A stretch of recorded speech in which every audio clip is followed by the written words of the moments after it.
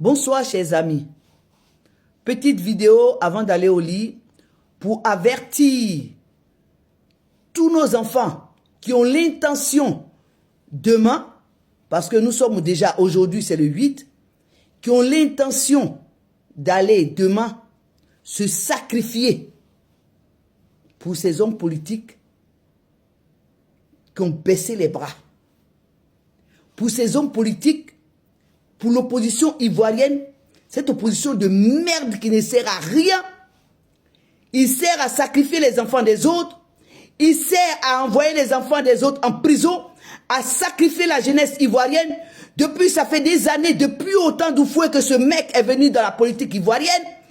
Tous les enfants, à chaque élection, il doit avoir des djalis, il doit avoir des enfants emprisonnés pour faire plaisir à ce sorcier, à ce gougnon des temps modernes. Je veux parler de Laurent Gbagbo, l'homme qui joue au Kangaba. Je n'aime pas. Les enfants des gens qui sont en zonzon là-bas, là-haut, j'ai dit, vous avez fait quoi pour eux? En tout cas, je suis venu vous dire, vous les enfants là, hein, demain là, c'est aujourd'hui là, c'est le 8.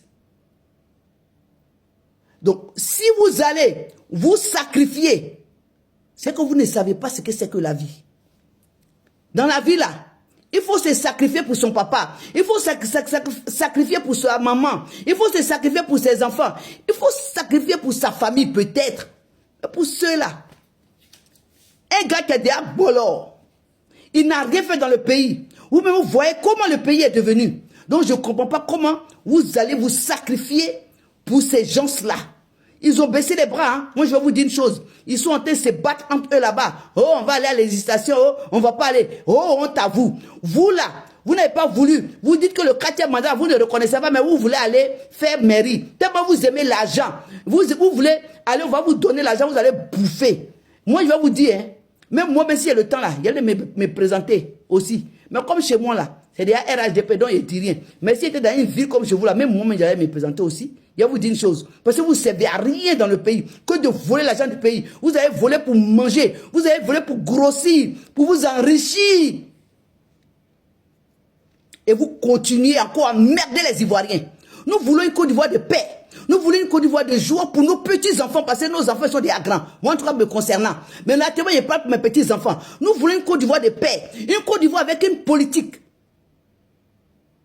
que Papa doit vous inculquer. Donc, vous, les enfants sorciers qui allez sortir demain, là, vous allez voir ce qui va se passer. Le policier que vous avez déjà là, ils l'ont enterré aujourd'hui, non? Si vous êtes garçon, sortez, vous allez lire l'heure à vos montres. Moi, c'est un conseil. Hein. On parle, ça fait des mois, des années, on vous parle. N'y allez pas dehors, respectez-vous. Vous avez des enfants, vous avez votre travail. Ceux-là, ils ont pour eux. Gbagbo là, il sera président à vie. Rendre viagère, l'argent, les bons coins pour lui. Hein? Les Damana Picasso, celui qu'on a assis pour mettre en prison là. Lui là, mais il était parti, quand il est revenu là, on lui a donné son travail. Il est assis là, c'est lui qui manipule les gens. Donc, vous, moi, je ne comprends pas pour vous là. Vous êtes né pour être sacrifié ou quoi? Vous n'aimez pas la vie? Vous n'aimez pas la vie? Vous n'avez pas pitié de vos parents? Hein? Moi, en tout cas, c'est mon dernier conseil. Si vous avez fait des marches, si vous voulez là, sortez. Vos gros bras là, hein? Les décidiers là, hein? Et j'en passe là. Ils sont en train de dire aux phrases. Parce que eux, ils ont envie d'aller à Abidjan qui est devenu joli là. Ils ont envie d'aller là-bas. Donc, continuez. Continuez d'aimer là, si vous voulez. Allez dehors. C'est ce qui reste à faire, non? Vous voulez qu'on dise quoi? On vous a supplié, on vous a parlé, vous voulez pas. Et quand je vois qu'il y a des papas, des vieillards, des gens même, ils sont inconscients. Ils ont les enfants à la maison. Tu travailles pour nourrir ta femme et tes enfants, c'est toi qui vas en sacrifice. Tu gagnes quoi dedans? Rien. Tu gagnes quoi dans ça? Vraiment, c'est décourageant. C'est décourageant.